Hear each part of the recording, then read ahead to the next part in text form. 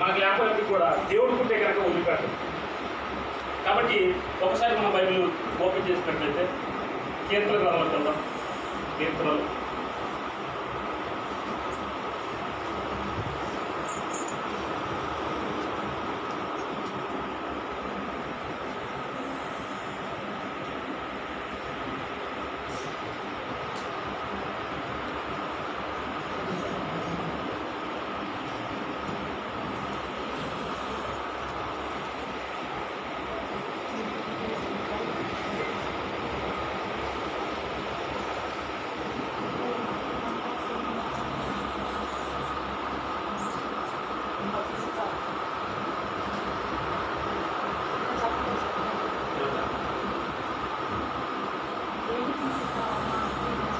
12వ అధ్యాయం, కీర్తన గ్రంథం 12వ అధ్యాయము 5వ వచనం.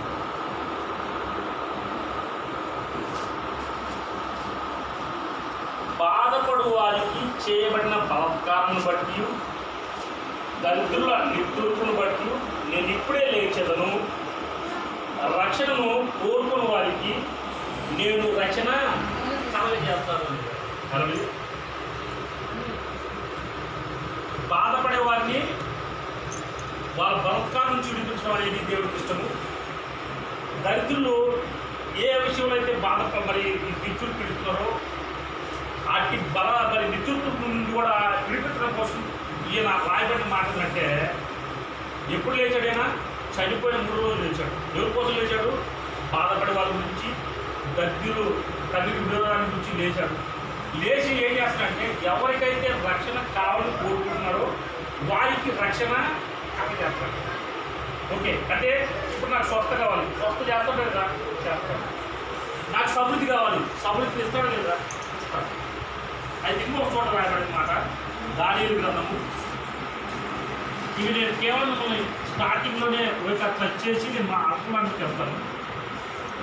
దానియేలు గ్రంథము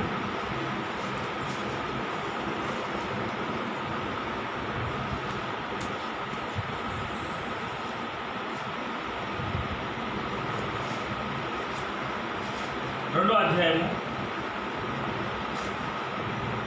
21వ వచనం. ఆయన కాలములను సమయమును మార్చుబడి ఉంది, రాజును త్రోచివేయచ్చు నియమించు ఉన్నవాడును, వివేకులకు వివేకమును, జ్ఞానులకు జ్ఞానమును అనుగ్రహించువాడై ఉన్నాడు. అంటే వివేకం గల వ్యక్తికి ఏం కావాలి? వివేకం. జ్ఞానం గల వ్యక్తికి ఏం కావాలి? జ్ఞానం కావాలి. ఆ ఉన్న జ్ఞానమే చాలా అనుకుంటే కనుక పొరపాటు. అదే అందుకనే మత్తయి సువార్తలో వేసుకుంటారు కూడా అంటాడు, కలిగిన వాడికి ఇవ్వబడుతుంది, వాడికి సమృద్ధి ఇవ్వబడుతుంది. కోటీశ్వరులు అవుతారు కానీ దరిద్రులు కాలేదు. కానీ వేలలో ఉన్నవాడు దరిద్రుడు అవుతాడు. ఎందుకని ఆ వేలు పెట్టి పెట్టుబడి పెట్టాడనుకో, ఆ వేలు పెట్టుబడిలో నష్టం వచ్చిందనుకో ఏమవ్వాలి? అప్పుడు కావాలి. సో ఉన్న వేలు పోయి దరిద్రతలోకి వెళ్తాడు. కానీ కోటీశ్వరుడు లక్షలు పెట్టి వ్యాపారం చేశాడనుకో 10 లక్షలు పోయి పర్లేదు, ఇంకా 100 కోట్లు ఉంది. కాబట్టి ఇంకొక దాంట్లో కనిపిస్తాడు. కాబట్టి ఏమంటున్నాడు? వివేకులకు వివేకమును, జ్ఞానులకు జ్ఞానమును అనుగ్రహించుకోవడానికి. అంటే నీకు జ్ఞానం ఉంటే నీకేం కావాలి? ఇంకా జ్ఞానం కావాలి. నీకు వివేకం ఉంటే ఇంకేం కావాలి? వివేకం కావాలి. అంటే ఈ ప్రకారం చూస్తే నీకు ఆరోగ్యం ఉంటే ఇంకేం కావాలి? ఆరోగ్యం కావాలి. ఇంత మంచి ఆరోగ్యం కావాలి. ఉన్న ఆరోగ్యం గొప్పడుకుంటే మరో క్షణంలో ఒక అనారోగ్యం స్టార్ట్ అవుతుంది. ఎంతమంది చెప్పండి, నేను ఖచ్చితంగా జీవించేంత వరకు కూడా ఆరోగ్యంగానే ఉంటాను అని చెప్పగలుగుతారు? చెప్పలేదు. ఇది మరోక్షణం ఏమవుతుందో, మరోక్షణం ఏమవుతుందో ఎవరికి తెలియదు. కానీ ఇప్పుడు ఏమంటున్నాడు? నీకు వివేకం ఉందా? నీకు వివేకాన్ని ఇస్తాను. నీకు జ్ఞానం ఉందా? నీకు జ్ఞానం ఇస్తాను. ఎలాగో తెలుసా? ఒక వ్యక్తిని దేవుడు ఆ రకంగానే ఉన్న దాంట్లో ఇంకెక్కువ ఇచ్చి గొప్ప చేశాడు. ఎలా చూడండి, యోబు గ్రంథము 1వ అధ్యాయము, యోబు గ్రంథము 1వ అధ్యాయము 421 పేజీ నెంబర్, పాత నిబంధన.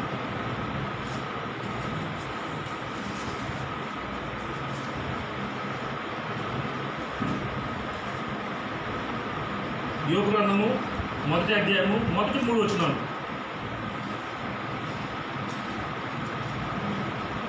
ఊజు దేశం నందు పేజీ 421. ఊజు దేశం నందు యోబు అని ఒక మనుషుడు ఉండెను. అతడు యథార్థవర్తనుడును న్యాయవంతుడినై దేవుని యందు భయభక్తులు కలిగి చెడుతనం విసర్జించిన వాడు. అతనికి 7 కుమారులను 3 కుమార్తెలను కలిగి అతనికి 7,000 గొర్రెలను 3,000 ఒంటెలను 500 జతల ఎడ్లను 500 ఆడగాడిదలను కలిగి బహుమంది పరివారాలు అతనికి ఆస్తిగా ఉంది. కనుక తూర్పు దిక్కు జిల్లాలో అతడే గొప్పవాడిగా ఉన్నాడు. అలాగే ఇప్పుడు ఈయన ఏమని కావాలి, దేవుడు ఏం కావాలని కోరుకున్నాడు? గొప్పడే మరి ఎక్కువ గొప్ప కావాలని కోరుకున్నాడు. తెలుసా ఈ విషయం? అందుకే యోబు ఏమో అడగట్లా. ఈయన ఏమై ఉన్నాడు? ఆ తూర్పు దేశపు జిల్లాలో గొప్పవాడు ఎవరు ఉంటే ఎవరున్నారు? యోబే. అలాంటి గొప్ప వాడైన యోబుని నాకు తెలిసి కొన్ని రోజుల్లోనే ఎవడు ఎవడు చూడలేని, అసలు నిజంగా ఈ వ్యక్తి ఎందుకు బతుకున్నాడు అనిపించుకునే స్థితిలో తీసుకెళ్ళిపోయాడు. అని స్థితిలోకి వెళ్ళిపోయాడు. ఎవరు ఈ సర్టిఫికేట్ ఇచ్చింది? దేవుడే ఇచ్చాడు. ఎలా చూడండి కింద 7వ వచనం. అందుకే నీవు నా సేవకుని యోబు సంగతి ఆలోచిస్తువా? అతని యథార్థవంతుడును న్యాయవంతుడై దేవుని భయభక్తులు కలిగి చెడుతనం విసర్జించిన వాడు భూమి మీద అతని వంటి వాడు ఎవడనూ లేడు. సో ఇది ఎవరితో చెప్తున్నాడు తెలుసా? ఇది పరలోక రాజ్యంలో, దేవుడి రాజ్యంలో దేవుడికి సైతాన్ గాడికి మధ్య సంభాషణ జరుగుతున్న సమయంలో సైతాన్ గాడు ఏమి అడగడం, ఎప్పుడు ఒక వ్యక్తిని నాశనం చేయాలని ఎప్పుడు అడగడం. దేవుడు పర్మిషన్ ఇవ్వడం అనేది ఇక్కడ చూస్తున్నాం. ఆ రోజుల్లో సౌలు విషయంలో కూడా దేవుడు పర్మిషన్ ఇస్తేనే వెళ్ళిపోయి దురాత్మ ఒకటి ఆత్మలో చేరడం చూశాం. ఇంకొక విషయంలో అబద్ధాలాడే ఆత్మలో ఉండి కూడా మాట్లాడటం చూశాం. పర్మిషన్ తీసుకుని వెళ్ళిపోయి నువ్వు ఆ ప్రాంతం మొత్తంలో నేను అబద్ధవాడే ఆత్మ కొట్టాను, వాళ్ళు మరిపించి రాజు కనిపించే విధంగా నేను గడి చేస్తాను అని చెప్పినప్పుడు పర్మిషన్ తీసుకుని వెళ్ళిపోయి అక్కడ ఆత్మలో పనిచేయడం చూస్తాం. ఇక్కడ కూడా యోబేమో యథార్థవంతుడు, న్యాయవంతుడు, నీతివంతుడు, గొప్పవాడు, దేవుని యందు భయభక్తులు కలిగినవాడు, మంచోడు. అంత మంచి సర్టిఫికెట్ ఉన్న వ్యక్తి ఉంటే దేవుడు అక్కడేదో ఆనందించాలా లేదా? ఆనందించాలి. అయితే ఇదే విషయము అక్కడ మీటింగ్ జరుగుతున్నప్పుడు ఆ మీటింగ్లో దేవునితో పాటు సైతం గారు కూడా వస్తాడు, అపవాది గారు కూడా వస్తాడు. వస్తే నువ్వు ఎక్కడి నుంచి వచ్చాడు? భూమి నుంచి వచ్చానని చెప్తాడు. అటు రిపోర్ట్ ఎక్కడికి వచ్చానని చెప్పినప్పుడు అప్పుడు జ్ఞాపకం చేస్తాడు అపవాది గారికి. ఏమని? నువ్వు ఇదిగో మావాడు చూసావా? మావాడు యథార్థవంతుడు, నీతివంతుడు, భయభక్తులు గలవాడు, ఆయన అలాంటి వాడు ఎవడు లేడు భూమి మీద అనే ఒక మాట మాట్లాడితే మాట మాట్లాడుకున్న అపవాది గారు చూడండి. 9వ వచనం. అని అపవాది అని అడగగా అపవాది యోబు ఊరకే దేవుని యందు భయభక్తులు గలవాడైనా నువ్వు అతనికి కలిగిన వారికి ఇంటి వారికి అతని కలిగిన సమస్తమునకు చుట్టూ కంచి వేస్తుంది కదా. నువ్వు అతని చేతి పనిని దీర్చుండ చేతనే అతని ఆస్తి దేశంలో బహుగా విస్తరించున్నాడు. అంటే అపవాది గారికి తెలుసు దేవుడు ఆశ్రదిస్తే ఆశ్రదించబడతారు, దేవుడు వదులుకుంటే నాశనమైపోతాడు. అలా చేస్తాడు. దేవుడు నాశనం చేసాడా? కాదు, నాశనం చేసాడు కాదు. కానీ ఇక్కడ మాత్రం జరిగింది ఏంటంటే అపవాది గారిని ప్రేరేపించి ఏం చేశాడు తెలుసా? గొప్పవాడు, తూర్పు దేశపు జ్ఞానంలో బహు గొప్పతనతుడైన యోబుని దిక్కుమాలినవాడుగా, కఠిన దరిద్రుడుగా, దేనికి పనికిరాడుగా, అలాంటి అనారోగ్యంగా భూమి మీద మనుషులు ఇంకొకటి రాని విధంగా యోబుకి చేశాడు. పర్మిషన్ ఇచ్చాడు అపవాది గారికి. పర్మిషన్ ఇచ్చి చేసిన తర్వాత అపవాది గారు అంత దీనమైన స్థితిలోకి వెళ్ళిన తర్వాత యోబు అన్న మాట్లాడినందుకు చాలా గొప్పది. నేను నీతిగా ఉన్నాను, నేను యథార్థంగా జీవించాను, దేవుడు నా యందు జాలి చూపట్లేదు, నేను మంచి నడిచినా కూడా దేవుడు నా యందు తప్పులు పడతాడు అనే ఒక విషయాలు చాలా మాట్లాడతాడు దేవుడి విషయం. అయితే చివరికి దేవుడు మాట్లాడి నేను చేసిన వాటిలో కొన్నింటికి చెప్పాలనుకో దానికి కూడా సమాధానం చెప్పలేకపోతాడు. చివరికి యోబు దేవుడి గురించి తెలుసుకుని ఒక మాట మాట్లాడతాడు. యోబు గ్రంథము లాస్ట్ ఉంటుంది 42వ అధ్యాయము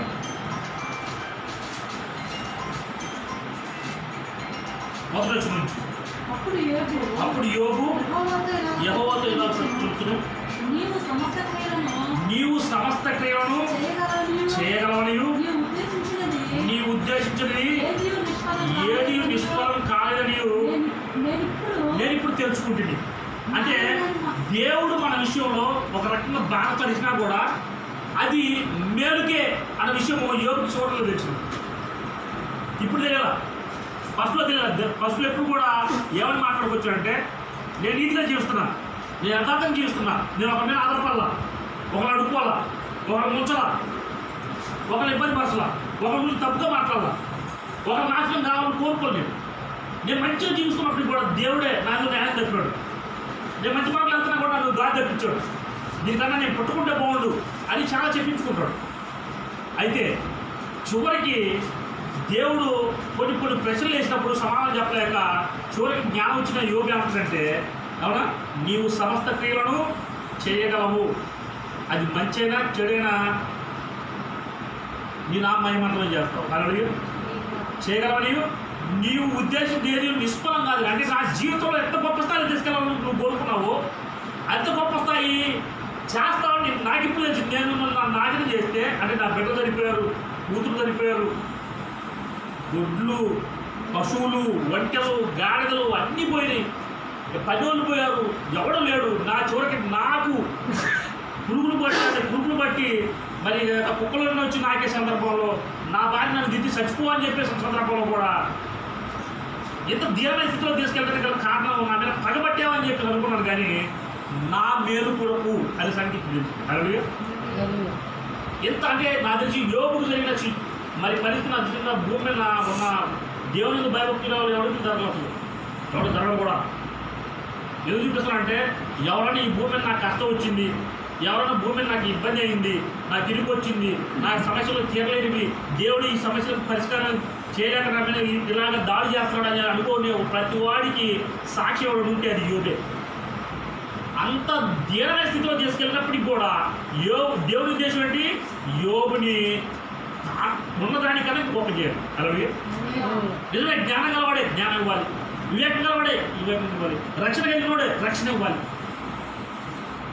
ఎందుకంటే రక్షణ లేకపోతే ఇంకో మరుక్షణంలో దాడి చేసేవాడు. అసలు నిజంగా భూమి మీద తెలివి మానవులలో, అసలు ఆలోచించిన వాళ్ళలో ఏదైనా పని వెంటనే చేయడంలో ఎవరైనా ముందుంటే అది అపవాదిగాడు.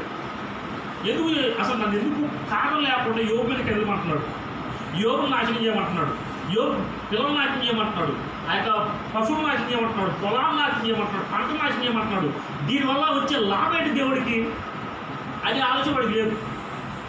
ఎందుకంటే దేవుడు ఎంతప్పటికి కూడా నీకు ఏదైనా ఇవ్వాలనుకో ముందు నేనేం కాకుండా భారం పెడతాడు. భారం పెట్టి మెట్లు ఎక్కుతాడు. ఎవడు ఎక్కుతాడు? ఒక మెట్టు అయితే ఎక్కుతావు కరెక్టే, 2, 3, 10, 100 ఎక్కలేము. ఎక్కే ప్రతి అడుగు కూడా ఏమైపోతుంది, భారం ఎక్కువైపోయి పడేయాలని ఉద్దేశం కలుగుతుంది. అసలు ఎక్కడ ఉంటే బాగుండు ఎక్కడికి. అంటే ఈ ఆత్మకు లేని ప్రతి వాడిని కూడా టఫ్ టైం ఎందుకు వద్దంటే, నువ్వు ఎక్కుతున్న ప్రతిసారి కూడా కింద స్థాయి నుంచి నువ్వు ఏం చేస్తున్నావు, పై స్థాయికి వెళ్తున్నావు కాబట్టి నీ అభివృద్ధిలో కష్టం అనేది ఖచ్చితంగా కనిపిస్తుంది, బాధ అనేది ఖచ్చితంగా కనిపిస్తుంది. అవునా, ఇంకొకరు తోడని రాకపోవడం అనేది చూస్తాం. ఎందుకంటే ఇలా బాధ మోసుకునేవాడు కూడా లేడు, ఇలాగా దేవుడి గురించి తెలియపరచేవాడు కూడా లేడు. కాబట్టి నీ మీద భారం పెడతాడు. ఎవడైతే నాది అనుకుంటాడో వాడి మీద భారం పెట్టేసి వాడు గొప్ప చేసి చూపిస్తాడు దేవుడు. అలాగే అయితే మొదట్లో మాత్రం ఎవరు ఉండవు, ఇది చూసినా ముందు చూసినా ఎవరు ఉండవు, ఒకడే ఉంటావు. ఆ భారం నువ్వే మాత్రమే మోసుకుపోవాలి. ఎందుకంటే ఇక్కడ యోబుకి అదే జరిగింది. కాబట్టి ఏమంటున్నాడు, నువ్వు సమస్త క్రియలు చేయవని నువ్వు ఉద్దేశించి ఏది నిష్ఫలం కాదంటాడు. కాబట్టి ఇప్పుడు తెలుసుకున్నావు. కాబట్టి ఏమంటాడు, జ్ఞానం లేని మాటల చేత ఆలోచన నిరర్ధకం చేయి వీడెవడు. అలాగునా వివేచన లేని వాడనే నేను. వాస్తవానికి యోబుకి వివేచన మొదట చూస్తే యథార్థవంతుడు, నీతిమంతుడు, దేవుని భయభక్తులు వివేచన లేదు అంటారు. ప్రతిరోజు బిడ్డలు బాగుండాలని, వాళ్ళ చిన్న విషయం తప్పు చేస్తారని చెప్పేసి ప్రతిరోజు దాన బలు అర్పిస్తూ ఉంటాడు. గొర్రెలు పొట్టేలు మొత్తం తీసుకొచ్చి ఎద్దులు తీసుకొచ్చి వదిలించి దాన బలు అర్పిస్తూ ఉంటాడు. అలాంటి జ్ఞానం లేదటవా, మంచి జ్ఞానం ఉంది. అనేక మందికి మరి వాళ్ళకి వచ్చిన ప్రతి వాడికి న్యాయం ఇచ్చినోడు, ఇబ్బందులు వచ్చిన ప్రతి వాడిని ఆదుకున్నాడు. వాళ్ళకి వివేచన లేదంటవా? అయితే ఎక్కడ లేదు? లోకంలో ఉంది వివేచన, కానీ దేవుని వివేచన లేదు. హల్లెలూయా. ఈయన అంటున్నాడు, నీకు వివేచనకి ఏం కావాలి? వివేచన కావాలి. లోపల శరీరానికి వివేచన ఉందేమో, కానీ ఆత్మలో వివేచన కావాలి. హల్లెలూయా. కాబట్టి అంటాడు, జ్ఞానులకు జ్ఞానం ఇస్తాడు, వివేకులకు వివేకం ఇస్తాడు. కానీ ఈ శరీర సంబంధానికి వివేచన కన్నా, ఎందుకంటే శరీరాన్ని సంపాదించాడు, భూమి ఉన్న మనుషులలో గొప్పవాడు ఉంటే అది యోబే అని దేవుడు సర్టిఫికేట్ ఇచ్చాడు, సాక్ష్యం పలికాడు. కానీ ఇక్కడ ఏం లేదు, అలాగా వివేచన లేని వాడు నేను ఏమీ ఎరగక నా బుద్ధికి మించిన సంగతుల గురించి మాట్లాడాను అంటున్నాడు. అలాగే బుద్ధికి మించిన సంగతులు మాట్లాడాను. చదవండి. నేను మాట్లాడబోతున్నాను, దయచేసి నా మాట ఆలకింపుము. ఒక సంగతి నిన్ను అడిగేదను, దానిని నాకు తెలియజెప్పుము. వినికిడి చేత నిన్ను కూర్చున్న వార్త నేను వింటిని. అయితే ఇప్పుడు నేను కనులారా నిన్ను చూచున్నాను, కావున నన్ను నేను అసహించుకొని ధూళిలోను బూడిదలోను పడి పశ్చాత్తాపడుచున్నాను. చూడండి, ఇప్పుడు అంత గొప్ప స్థాయిలోకి వెళ్ళినా కూడా యోబుకి ఒక విషయంలో లోపం ఉంది. ఏం తెలుసా? యోబు ఎప్పుడు కూడా తన బిడ్డల గురించి ప్రార్థన చేస్తాడు, తన కూతురు గురించి ప్రార్థన చేస్తాడు, దానబలు అర్పిస్తాడు, ప్రతిరోజు డైలీ అదే లైఫ్ వైఫ్. కానీ ఇతరుల గురించి ప్రార్థన చేయడం అనేది యోబు చేయడం. యోబుకి మంచి జ్ఞానం ఉంది, యథార్థత ఉంది, ఆయన భయభక్తులు గలవాడు, దేవుడి మాట చూసి తప్పకుండా చేస్తాడు. కానీ యోబుకి ఏముంది? తన కుటుంబమే రక్షణ పొందుకోవాలి, రక్షణలో ఉండాలి, బాగుండాలి, ఇతరుల కుటుంబం గురించి నాకు అవసరం. ఇది యోబుకి. అయితే ఇప్పుడు చూడండి ఏమంటున్నాడు, వినికిడి చేత నేను కూర్చుని వార్త విన్నాను, అయితే ఇప్పుడు నేను కళ్ళారా నేను చూస్తున్నాను అంటున్నాడు. అంటే దేవుడి గురించి కనుక విని కనుక ఆయన యొక్క మహిమ చూస్తే కనుక ఎవడైనా సరే భూమి మీద, ఎంత ధనవంతుడైనా, ఎంత రాజకీయ నాయకుడైనా, ఎంత ఉద్యోగస్తుడైనా, ఎంత వ్యాపారస్తుడైనా, ఎంత కూలిపడైనా, ఎంత బలవంతుడైనా అన్నా కానీ ఖచ్చితంగా పడిపోతాడు. హల్లెలూయా. కాబట్టి అంత గొప్ప స్థాయిలో ఉన్న యోబు తగ్గి ఎడకొచ్చాడు. ఇప్పుడు వార్తలకి దీనస్థితిలోకి వెళ్ళిపోయాడు. ఎందుకంటే స్నేహితులే చూసి మరి నిజంగా నిందించిన సందర్భాలు, భార్య చనిపోవాలన్న సందర్భం అయినప్పుడు అంత దీనస్థితిలోకి వెళ్ళిన యోబుకి ఇంకేం తెలుస్తుందంటే, నేను నా బుద్ధికి మించి మాట్లాడుతున్నాను, నా బుద్ధి గెత్తెప్పింది, నేను అంతప్పుడు కూడా నా బిడ్డల బాగుండాలని కోరుకున్నాను కానీ ఇతరులు. అందుకే దేవుడు అంటాడంటే, ఇప్పుడు స్నేహితుల విషయం అంటాడు కదా, మీరు పోయి దానబలి తీసుకొచ్చి ఇవ్వండి, యోగుకి పక్షాన ప్రార్థన చేస్తామని కింద ఒక మాట్లాడాడు. చూడండి 10వ వచనం. మరియు యోబు తన స్నేహితుల నిమిత్తము ప్రార్థన చేసినప్పుడు యెహోవా అతని క్షేమస్థితిని మరలా అతనికి ఎప్పుడు వచ్చింది? అతని స్నేహితుడికి ఎప్పుడు వచ్చింది? యోబు తన స్నేహితుల నిమిత్తము ప్రార్థన చేసినప్పుడు అంట. అంటే ఇతరులు కూడా, పొరుగు వారు కూడా బాగుండాలని ఎప్పుడైతే కోరుకున్నాడో ఇతరులు తెలుస్తున్నాడు. హల్లెలూయా. ఇప్పుడు నువ్వు రక్షణ ఎవరు కోరుకోవాలి? నీకా పట్టుకోవాలికా? పట్టుకోవాలి. ఎప్పుడైతే ఇతరుల రక్షణ కోరుకుంటావో, ఇతరులు బాగుండాలని కోరుకుంటావో అది నీకు వస్తుంది. హల్లెలూయా. ఈ రోజు కూడా నేను ఆరోగ్యంగా ఉంటాను కదా కారణం నేను బైబిల్ పెట్టుకుని చెప్తున్నాను. ప్రతి ఒక్క చిన్న నొప్పిన బాధన ఏదైనా ఏం చెప్పినా సరే, వాడు తాగుబోతు కావచ్చు, వ్యభిచారి కావచ్చు, దొంగ కావచ్చు, ఎవరైనా సరే వాడు బాప్తీసం తీసుకుని కూడా నా దగ్గరికి వచ్చి అంటారు, పాస్టర్ నేను తాగే పాస్టర్ నా గురించి ప్రార్థన చేస్తాడు. అంటే నువ్వు బాప్తీసం తీసుకుంటే తాయి వచ్చి ప్రార్థన చేయమంటావా అని అన్నాం. ప్రార్థన చేస్తాను. ఎందుకని నేను ఎప్పుడైతే అతను బాగుండాలని కోరుకుంటానో నాకు ఆ ఓటు రాకుండా చేస్తాను. హల్లెలూయా. కాబట్టి యోబు ఎప్పుడు తన క్షేమ ఎప్పుడు వచ్చింది? తన స్నేహితుల గురించి ప్రార్థన చేసినప్పుడు అతని క్షేమము యెహోవా అతని క్షేమస్థితికి అతనికి మరలా అతనికి దయచేశాడంట. మరియు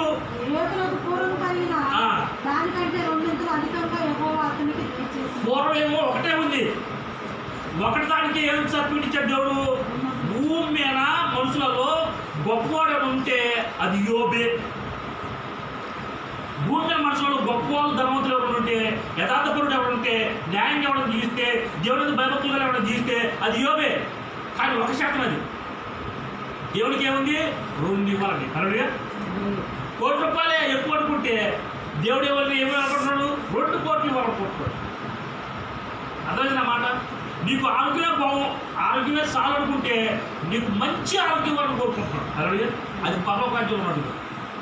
పరలోక రాజ్యంలో అనారోగ్యంలో ఉండే ఉండదు. అయితే అది ఆ పరలోక రాజ్యంలో ఉన్న ఆరోగ్యము భూమి మీద మన ద్వారా చూపించాలని ఆశపడుతుంది. హల్లెలూయా. ఆరోగ్యమే కానీ, ఆశీర్వాదమే కానీ, రక్షణ అంటే కానీ, మంచితనం అంటే కానీ, నెమ్మది అంటే కానీ, సంతోషం అంటే కానీ, అవునా? మరి ఈ భూమి మీద ప్రశాంతంగా జీవించడం అనేది కానీ అది కేవలము నీ ద్వారా దేవుడు చూపించాలనుకుంటున్నాడు. హల్లెలూయా. అందుకే నీకు కూడా ఒక స్థాయి సరిపోదు. దేవుడు ఇచ్చే సర్టిఫికేట్ ఒకటే నాకు బాగుంది లేదా? ఒకటి బాగుంది. కానీ ఇక్కడ ఏమి ఇచ్చాడు? 2 ఇవ్వడం అనేది దేవుడికి ఇష్టం. కాబట్టి నీకు రక్షణ ఉంది, కానీ నువ్వేం కోరుకోవాలి? రక్షణ కోరుకోవాలి. నీకు వివేచన ఉంది, కానీ నువ్వేం కోరుకోవాలి? వివేచన కోరుకోవాలి. నీకు జ్ఞానం ఉంది, కానీ ఏం కోరుకోవాలి? జ్ఞానం కోరుకోవాలి. అయితే మొదట నీకు జ్ఞానం కావాలన్నా, నీకు వివేచన కావాలన్నా, నీకు రక్షణ కావాలన్నా ఎవరికి కావాలని కోరుకోవాలి? ఇది క్రైస్తవుల్లో ఇదే లోపం. నేను బాప్టిజం తీసుకున్నాను, పరిశుద్ధాత్మ నింపడ్డాను, అవునా? నేను అన్ని రకాలుగా రకరకాలు దశభాగాలు చెప్పిన ఉపవాసాలు, అవునా, చెప్పిన వాటిని కూర్చొని చేస్తున్నానని చెప్పి అన్నా కూడా ఏం కావాలి? అది ఇతరులకు కావాలన్నమాట. హల్లెలూయా. ఇతరులకు ఎప్పుడైతే కావాలని కోరుకుంటావో నీకు అది స్థిరపడుతుంది. హల్లెలూయా.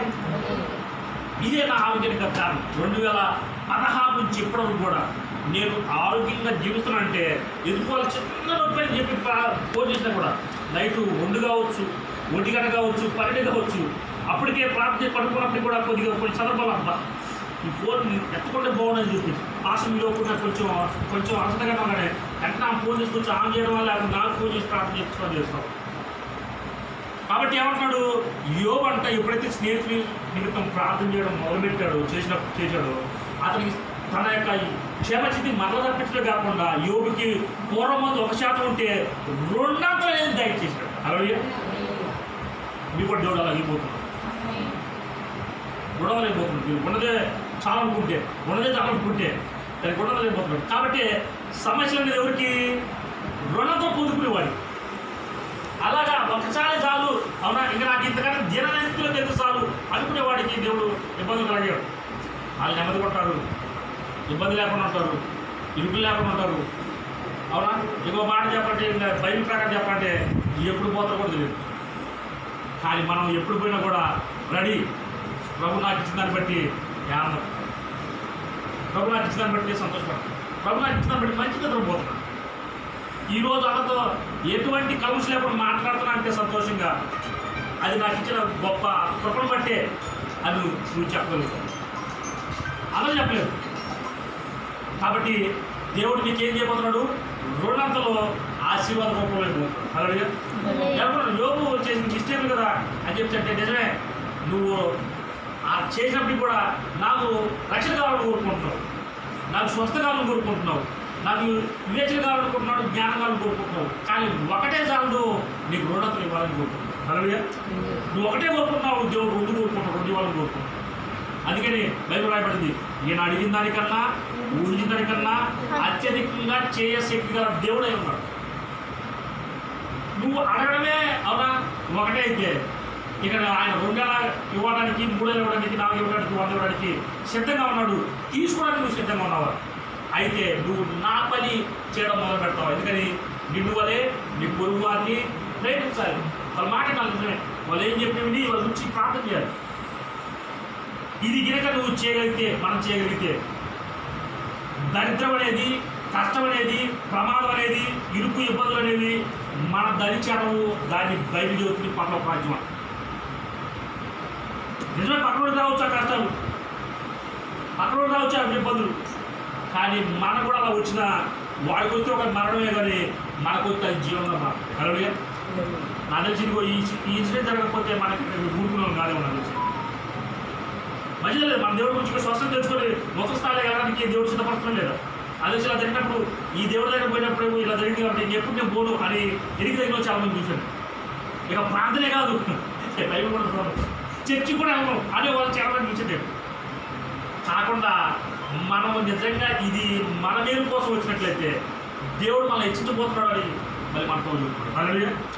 ఎందుకంటే వాడు జ్ఞానం కలిగి చేస్తాడా, ఆలోచన కలిగి చేస్తాడా, అప్పటి చేయడు.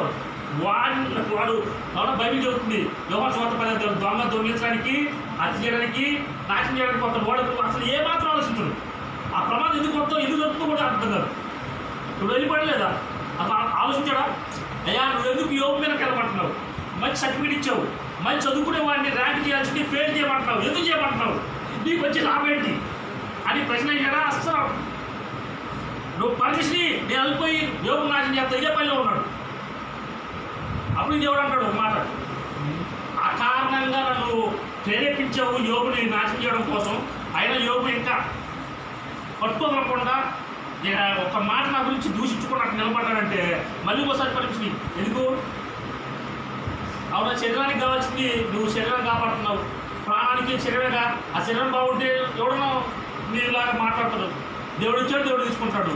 పిల్లలు పోయాడు, జంతువులు పోయాయి, అన్ని పోయాయి, కానీ యోగుని ఏమలేదు కదా నువ్వు అంటే అంట కదా. అదిగో యోగు శరీరమే నీకు పరీక్షిస్తున్నారు, కానీ ప్రాణం మాత్రం జరుగుతుంది. అలాగే ప్రాణం చేయడానికి లేదు.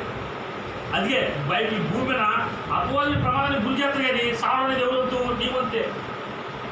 చచ్చిపోవాలి నీ అంత నువ్వే. యోగులాగా అది సౌలాగా కత్తితో పొడుచుకోవడమే. అభిషేకించబడిన ముట్టొద్దని బయట చెబుతుంది. కాబట్టి అంత సర్టిఫికేట్ కట్ చేసేవాడి మీద ప్రాణం చేయడానికి లేదని శరీరమే అన్నప్పుడు కురుకులు కాలం చేస్తాడు. కానీ వాడికి ఏ లేదు, జ్ఞానం లేదు, వాడికి వివేచన లేదు, వాడికి ఆలోచన శక్తి లేదు. వాడి అంతటి కూడా దేవుని బిడ్డలు నాట్యం చేసి దేవుని రాజ్యాన్ని చూపించకుండా చేయడమే పడుతుంది. అయితే దేవుడు యోగుకి ఏం చేయాలనుకున్నాడు? యోగుకి ఇతరుల గురించి ప్రార్థన నేర్పించి అప్పుడు దాకా ఏం చేస్తున్నాడు చూడండి. అందులో యోగు అందులో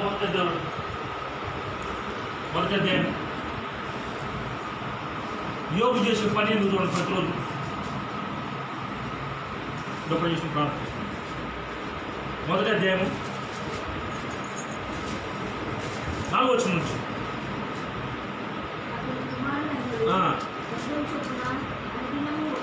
అతని కుమారులు వంతులు చొప్పున అనుదినము ఒకరికొకరు తమ తమ ఇళ్లలో విందు చేయనే కూడినప్పుడు తమ ముగ్గురు అక్క చెల్లెలు తమతో కలిసి అన్నపానము పుచ్చుకోవడం వల్లని వారిని పిలుచు వచ్చింది.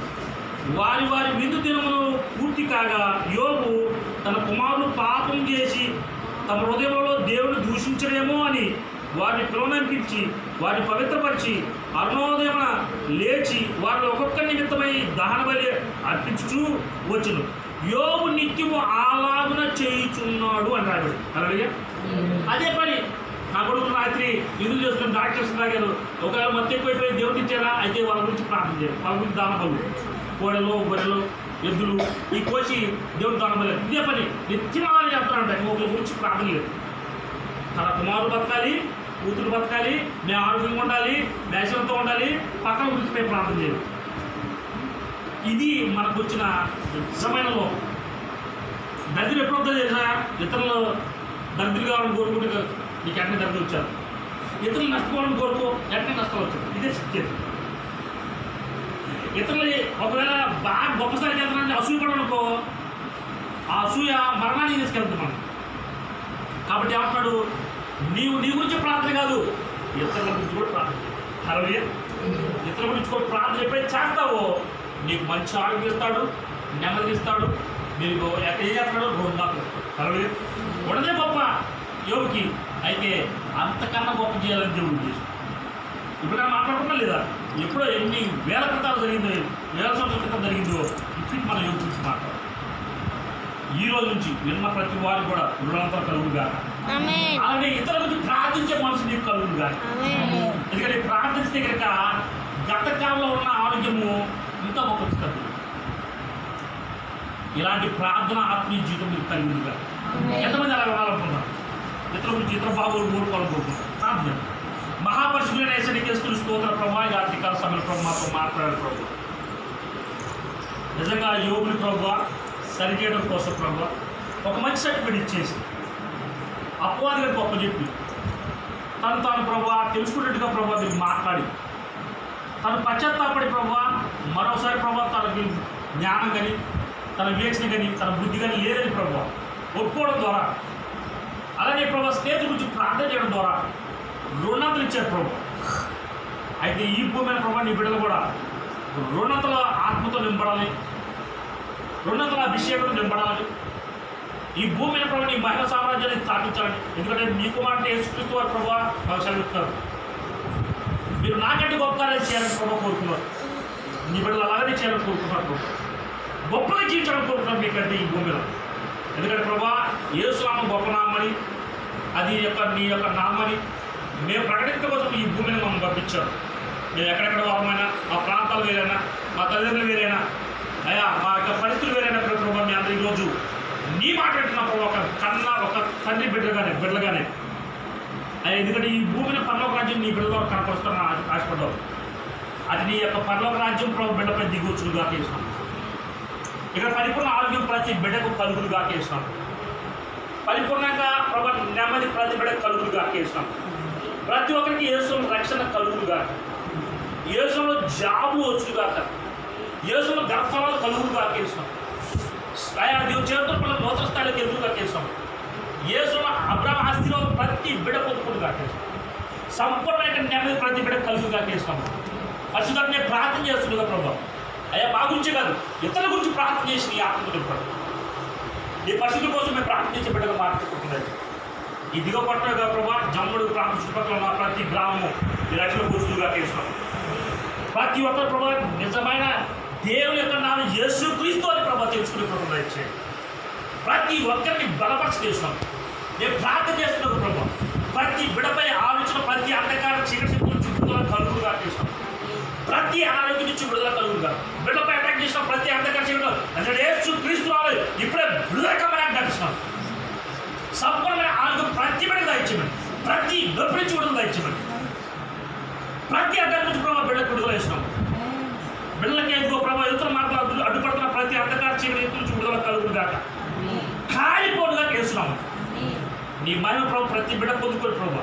ప్రతి ఒక్కరి గురించి ప్రార్థించి ప్రార్థన పరులుగా మార్చమని, నెమ్మదిని సంతోషాన్ని ప్రభు బిడ్డలు దయచేయమని యేసుక్రీస్తు నామమున ప్రార్థిస్తున్నా తండ్రి. ఆమేన్.